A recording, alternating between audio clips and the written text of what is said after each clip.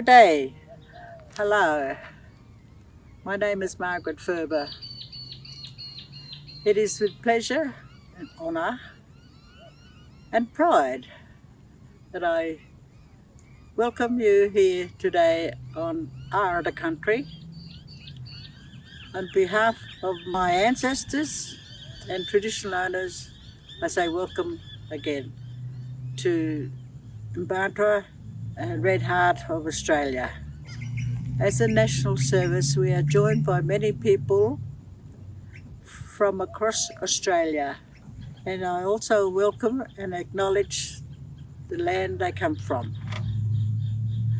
As a donor mother, I know how meaningful the service is to remember our donors and loved ones. Please remember with us from whichever land you stand on today.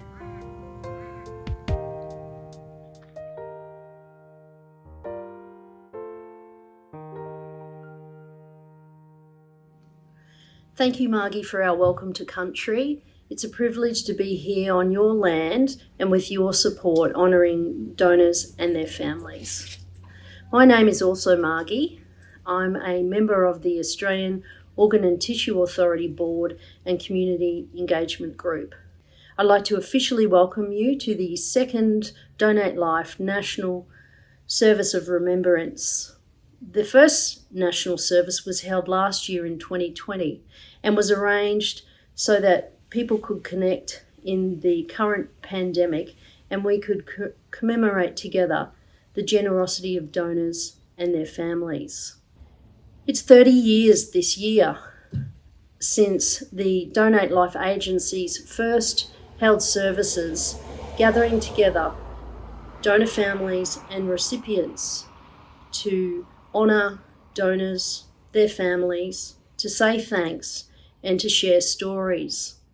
For me, the thread of those stories is about amazing strength and courage, kindness and caring of others, and ordinary people doing extraordinary things. My partner, Debbie, was listed on a lung transplant waiting list. Whilst she waited, she wrote an article which was published in the local newspaper. She did this to increase community awareness about the issues surrounding donation and transplantation. I wanted to read you just one thing that she wrote in that article. Any hopes and dreams I might have for the future are totally dependent on the generosity of organ donors and their families. It was heartwarming to see the information, the invitation for this service today included those exact same words, looking at the generosity of donors and their families. Sadly for our family, Debbie, my partner, a mother of 3, and at the time a grandmother of a 1-year-old, died waiting for a transplant. Debbie was a donor. After her death, our family respected her wishes, and she would have been very happy to see that something good happened for someone else. As part of a family waiting for a transplant, I understand the forever gratitude that transplant recipients have. Today, we will hear from some transplant recipients talking about how the gift they received changed their lives. We will also hear from some donor families, including stories about how, in the grip of their grief, they made the decision about donation. It is a devastating time for families when a decision about donation is made. For me, whilst it was a time of enormous loss and suffering, I also had a feeling of goodness about the hope that the donation provided for others and their families. Today, I welcome you to light a candle for your loved one, either a real candle, or if you wish to light a virtual candle, you will see the instructions on the screen. If you're joining this service today through Facebook, I encourage you to post a photo and the name of your loved one in the comments section of the post, and we will honour them together. In the article that Debbie wrote in the paper that was published, she described donation as the greatest gift one human being could give to the other, the gift of life. I hope in the service today, donor families receive some comfort in their decision about donation, a decision they made bravely and a decision they made to care extraordinarily for others they did not even know. Thank you.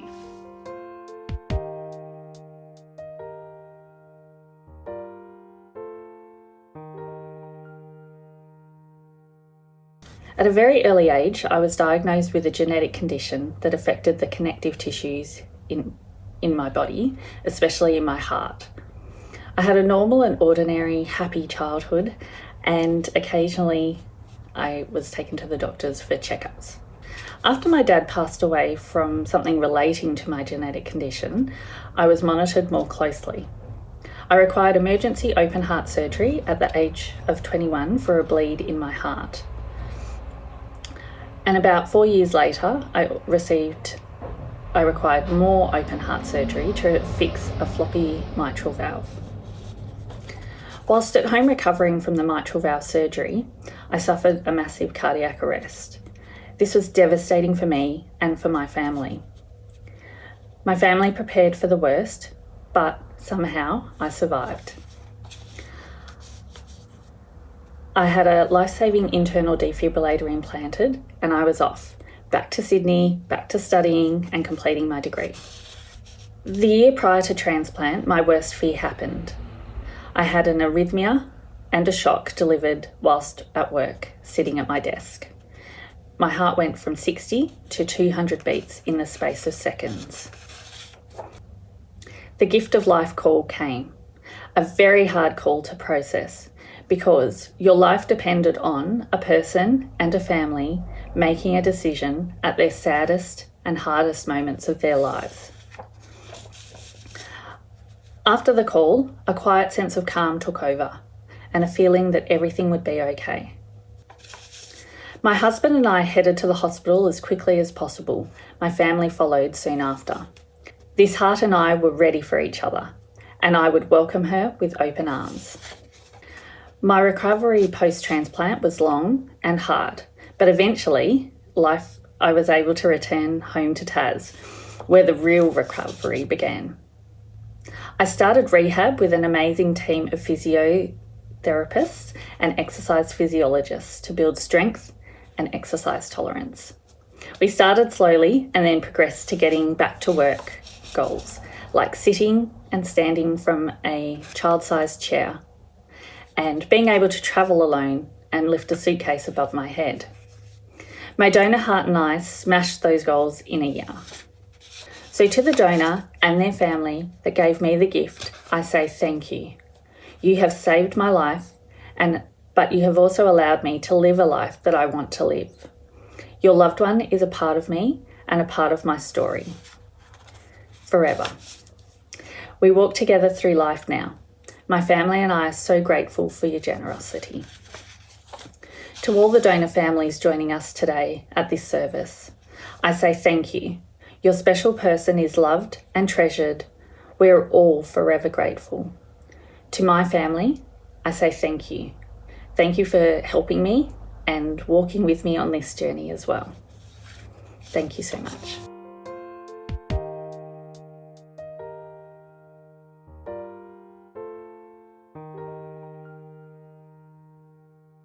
Hi everyone, it's a pleasure to be involved with this year's Service of Remembrance. My name's Rowena, and the reason I'm here talking to you today is because my daughter isn't with us. Our family lost our beautiful princess several years ago. Firstly, I'd like to tell you a bit about Micaiah. She was one of the funniest people I've ever met. She was a proper clown. If I had to describe her in one word, beautiful, inside and out. One of the traits I particularly respected about my daughter is her ability not to be a follower. She wasn't a sheep. She didn't follow the bandwagon that everybody else was on, except for the duck lips. She was a queen of the duck lip selfie. She loved doing her makeup differently to everybody else and trying new ways to style her beautiful sandy hair. Speaking of hair, my daughter Mackay was born with this incredible full, thick head of hair, black hair, which instantly made her look older than she was. She walked and talked earlier than most kids her age. She always seemed to be in a rush to get through life. She outgrew her friends in high school and preferred to spend a lot of her time with older aunties and grannies. Of all the fun things that we did together, I miss cooking with her the most. My mother had to drag me into the kitchen and try and domesticate me, but my daughter wasn't the same. She loved being in there, she loved learning new things, and she loved the reward of making something out of nothing in the kitchen. The day we received the call that our girl was in hospital, our family were in all corners of Australia. We had no idea what was in front of us. My daughter had crossed over. The two incredible first responders were able to revive Mackay, and that's how she ended up on life support. Although she was connected to a whole bunch of machines, being able to spend the final 3 days with Mackay and see the colour in her skin, brush her hair, paint her nails, sing to her, share songs, crazy stories, with family surrounding her bedside was nothing short of a miracle. But as hard as she was fighting, it became pretty clear that she was getting tired and starting to let go.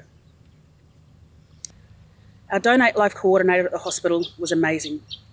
We hadn't even considered organ donation might be a possibility for us. Within an hour or so, we were told that Mackay would be able to donate her kidneys and her lungs. The next morning, we were advised that all 3 transplants were a success, and that 3 strangers were free of the machines that they'd been tied to live. It was the most difficult decision of our lives. As parents, we knew that this opportunity to donate her organs was absolutely the only positive thing that was going to come out of our family's tragedy. What made it worse is that we did not know our daughter's wishes around organ donation because we didn't have the conversation. To know that our girl's spirit and DNA lives on in others helped us make the decision. I spend as much time as I can sharing Mackay's story with people. I'm so very proud of her sacrifice that she made for 3 people that we will never meet. I can imagine how grateful these people must be, and I think about them more than I can tell you. Aboriginal people are overrepresented on the organ donor waitlist, compared with the percentage of the population that we make up. We are also underrepresented on the organ donor register. Why? Is because we are not having the conversation. We have to do better. Share our stories, normalise speaking about death and difficult things. Tell our young ones that they can make significant contributions in life and in death. My grandson will be raised to know the superhero his mother was. Of my other 2 children, one has chosen not to be an organ donor. The other has said she wants her eyes to go to someone who is a really good person. She's 9. I fully support both of their wishes, but most importantly, I know what they are. To the families who have said yes to organ donation and the many lives they have saved, I honour you all. Thank you.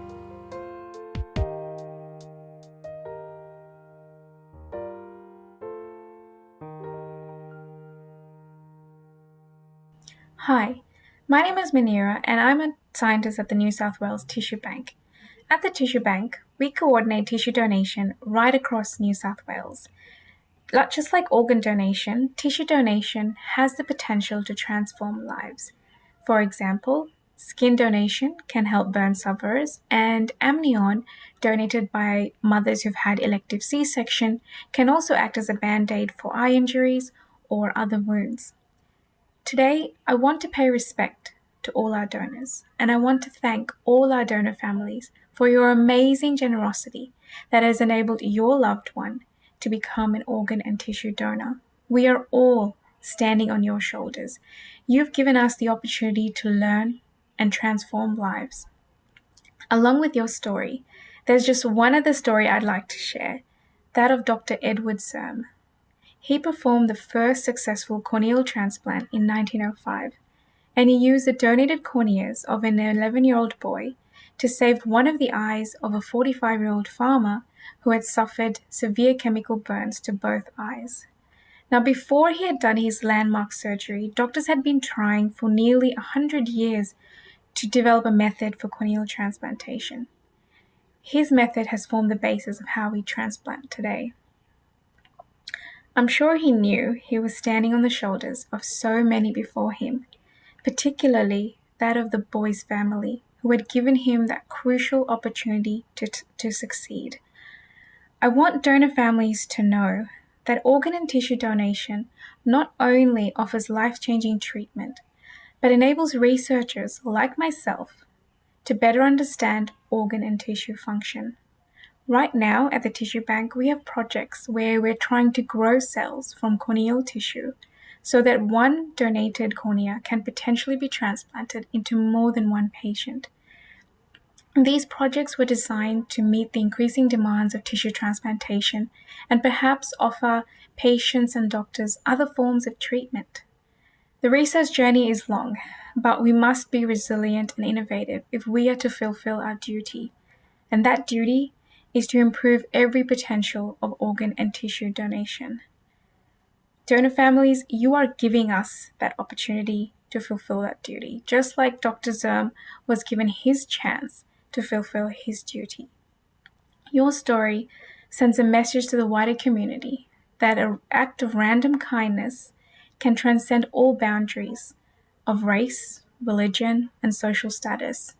Raising awareness in our communities is so important, but it can be difficult at times, particularly when faced with cultural or language barriers. I myself am speaking from a Bangladeshi Muslim perspective. I'd like to say thank you to the medical, coordination, and volunteer staff, and most importantly, to the donor families for helping us to build such a selfless legacy.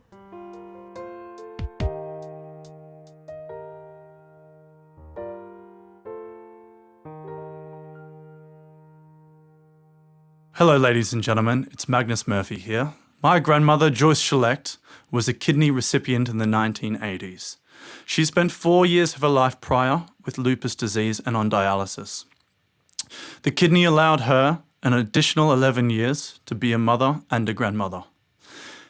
It's often told to me by my family that she cried just at the thought of her donors. So it's with great honour and privilege I'd like to donate this song to my grandmother Joyce Select and all the donors out there that will allow so many, like my grandmother, to live additional high-quality years of life. Thank you.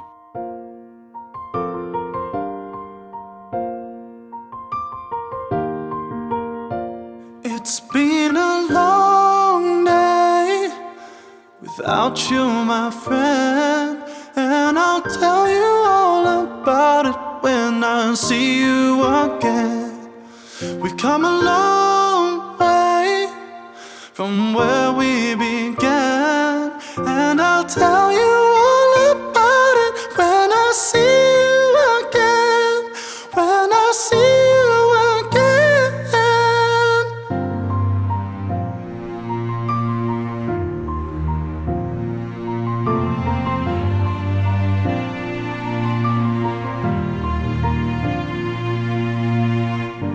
Why'd you have to leave so soon? Why'd you have to go?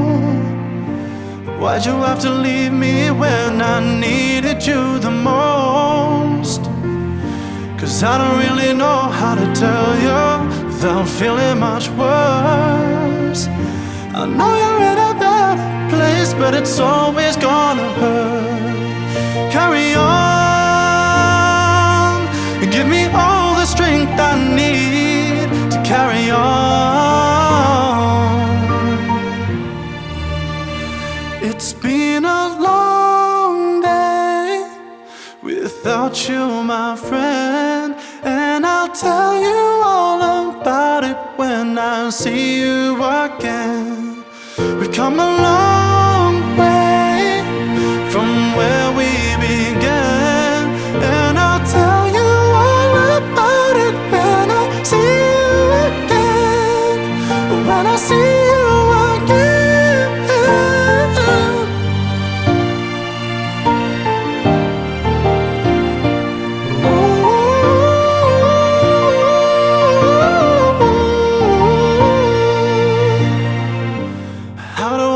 breathe without you when I'm feeling so cold. I'll be waiting right here for you till the day you're home. Carry on, give me all the strength I need to carry on. Let the light guide your way. Hold every moment as you go, and every road you take will always lead you home. Been a long day without you, my friend, and I'll tell you all about it when I see you again.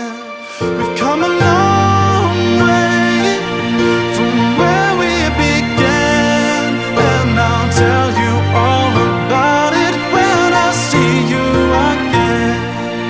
When I see you again. Oh, oh, oh,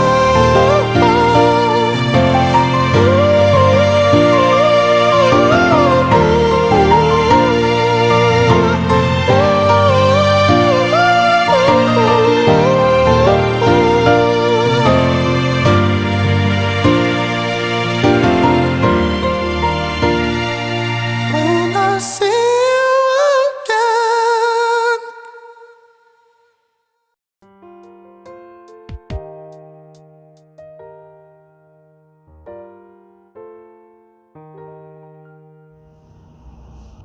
Hi, my name's Archer Owen. And my name's Nikki Owen, and we're really honoured today to tell Archer's transplant story.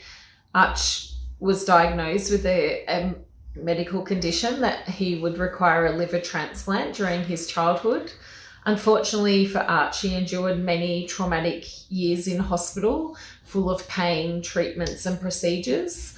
As a parent, it was traumatic watching him go through all of this and watching him deteriorate, not only health-wise, but mentally as well, and not be able to do anything to stop that. We were told that we'd be lucky to have Arch for a couple of days. And that night we received the call to say Arch was a backup to a sicker child. And thankfully Arch was the one that was going through for transplant the next day. Which was very exciting. I didn't know really what was going on, but as soon as I knew I had everything crossed, and I knew you were cheering for me, hoping I came out of surgery alive. Absolutely. Our day was full of hope for Arch that we would get to see him on the other side, but our love and thoughts were constantly with the donor's family, knowing that they would be going through their darkest of grief. But within that, they found themselves able to give life to a complete stranger. There's no greater gift than life, and we'll be forever grateful that they made that decision. Thanks to them, Arch has gone on to do many firsts, being back at school, running around with his friends, playing with his dog, and we actually got to go on our first holiday, which was actually interstate and didn't have to think about Hospital. Yeah. We recently celebrated My second anniversary. which was a day full of love and celebration for Arch and all that he has achieved, and we hope he goes on to achieve. But the day was always dedicated as well to our donor family. They will always have our love and they'll always be part of our family. Without them, we wouldn't be going on to do these firsts and seeing what Arch can achieve in life. Today, we hope you receive and feel all the love from recipients' families like ours. And I know it's probably a day of great sadness, but we hope we can find some joy in the stories that are shared. We send much love. Thank you. Bye.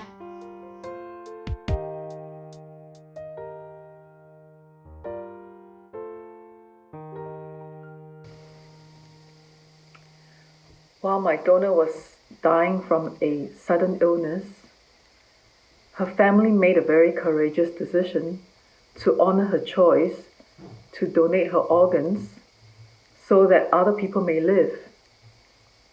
I can only imagine how difficult it must have been for them at that time of grief and heartache, and yet they were able to put the need of others before their own. For this, I am forever grateful. My thoughts go out to them every day when I give thanks for this precious gift. No words can express the deepness of my gratitude. I had pneumonia in 2015 and didn't get any better. Despite hospitalization and treatment, my immune system went haywire and my lungs suffered inflammation and irreversible scarring. As a result, I started to feel breathless with each movement and found daily tasks very difficult. It was getting so bad that I had to stop to catch my breath after walking from the bed to the bathroom, even though it was only 3 meters away. I had to have oxygen therapy every day. The horrible truth finally sunk in when the doctors at the transplant hospital told me that I had to have a double lung transplant. My world caved in.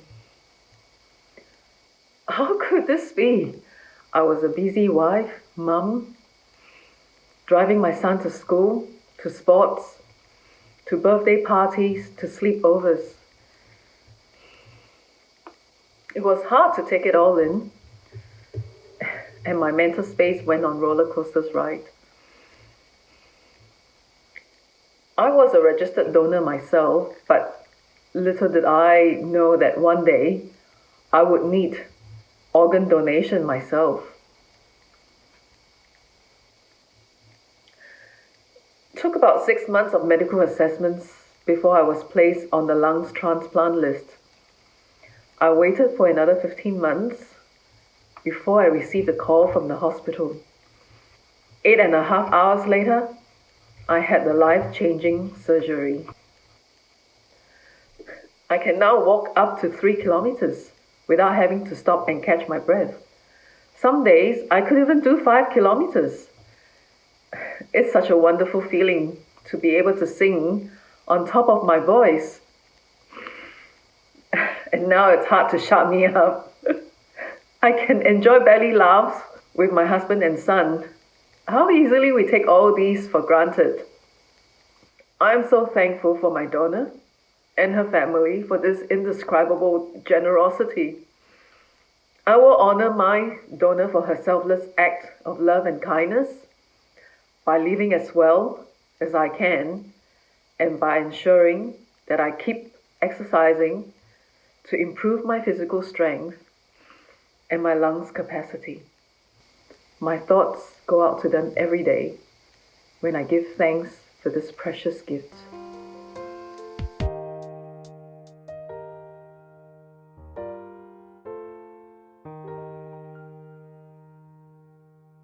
Hello there, my name's Ian and I'm the father of a young hero by the name of Carl. He was 26 years old when he passed. He was the younger of our 2 children. He was an avid hockey player who was captain of his local A-grade team here in Darwin and was representing NT at under 15, under 18 and under 21 level. Fit? Yes, he was. He was in training for doing a blood and guts marathon up here, and in training for that he would run from our home, run 8 kilometres to hockey, play 1 game of hockey, umpire 1 and then play a second and then run home, 8 kilometres again. Far too fit for me to keep up with.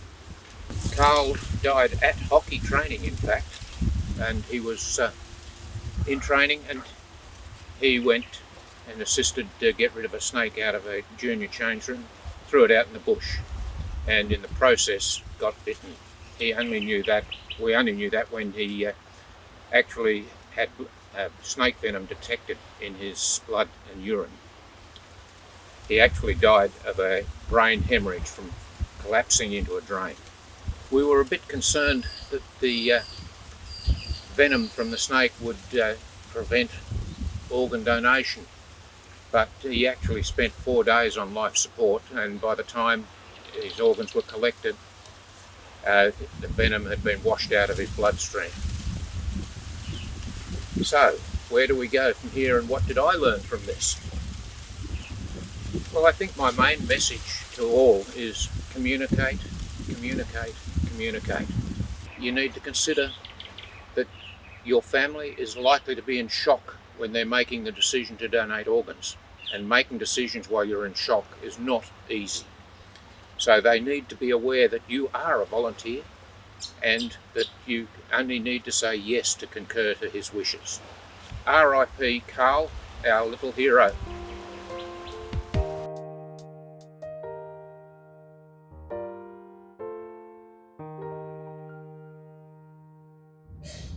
Hi, my name is Barb Mills. I'm the proud mother of Amy Mills, a transplant recipient of 20 years.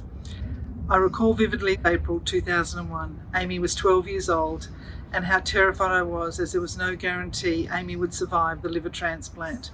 She was incredibly brave. My thoughts and prayers went out to the donor family, having to make the heart-wrenching decision to donate their child's organs. The donor family is never far from my thoughts. How can I ever express my gratitude to our donor family who made the difficult decision to donate their son's organs at the most harrowing time for them as a family? In Amy's words, she believes organ donation is one of the greatest acts of love you can do. To think of someone else when pain is so strong, to act with kindness and love. This is what changes the world. I can never thank them enough for the wonderful 20 years we've had with Amy. Being a mother of a child needing a transplant, I had to find courage and resilience that I didn't know I had. I learnt to be a warrior for my child and did everything I could to keep her well until she had the transplant and afterwards on the journey ahead. I've learned how precious life is and the old cliche to enjoy every day, as you don't know what life's journey will throw at you. Amy is a strong, confident, caring, affectionate, loyal, loving, intelligent, talented young woman. She's achieved much in her 20 years and not wasted a minute. She is a textile and performance artist who had a showing of her works at Carriage Works in Sydney. She hopes her works will bring a voice to the disabled and the chronically ill community. She hopes her donor family would be proud of what she is doing. She's also had a social conscience and has been involved in trying to make a change from an early age. She won the ACT New South Wales NRMA Young Achiever Award for her work with the Oak Tree Foundation. She was a finalist in the ACT New South Wales Bravery Awards, and she was a local hero for the Westmead Children's Hospital. She continues today with her involvement in the New Moon Collective, which is a community-based arts group. Amy is a loving partner to Stephen, a proud dog mum to Boots, a daughter, a sister, niece, friend, cousin and auntie. We have been able to build so many wonderful memories that involve her. I call her the glue in our family, and she is the one we all turn to for support and encouragement. None of these things would have been possible if not for our donor family, as Amy had severe liver disease, and without the new liver she would have died. We have written to our donor family every year since the transplant. We will keep writing and hope it brings some comfort to our donor family. Amy wanted to say transplantation is a long journey. It doesn't end after the operation. What comes after is so much love, compassion and learning. You are part of the donor family's story as they are with yours. I can't pretend it has been easy. Amy has suffered rejection twice and become an insulin-dependent diabetic following the transplant. She also suffers from cystic fibrosis. However, the good far outweighs the bad, and for donor families, I hope you find her story encouraging and comforting re your decision to donate your loved one's organs.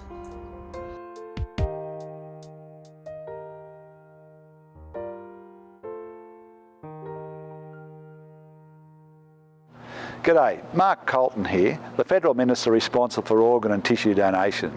Thank you to everyone who has contributed to this very touching National Service remembrance. Hearing stories from our donor families and transplant recipients is always heartwarming and emotional. The organ and tissue donation network is made up of very dedicated and compassionate Australians. From research scientists to healthcare workers, pilots, couriers, organ retrieval and transplant teams. None of this would be possible without donors and their generous families. To our donor families, I just want to remind you that your loved one's gift is recognised and that Australians support your decision. Losing someone is tough, and our compassionate teams of bereavement counsellors are always ready to take your call, so if you feel the need, please get in touch with your local Donate Life agency. I'd also like to encourage all of you to share a photo of your loved one and light a candle in their memory through the links provided under this video. I hope this service has touched you all and brought you some comfort as the nation comes together to honour our organ and tissue donors. Thank you for taking part.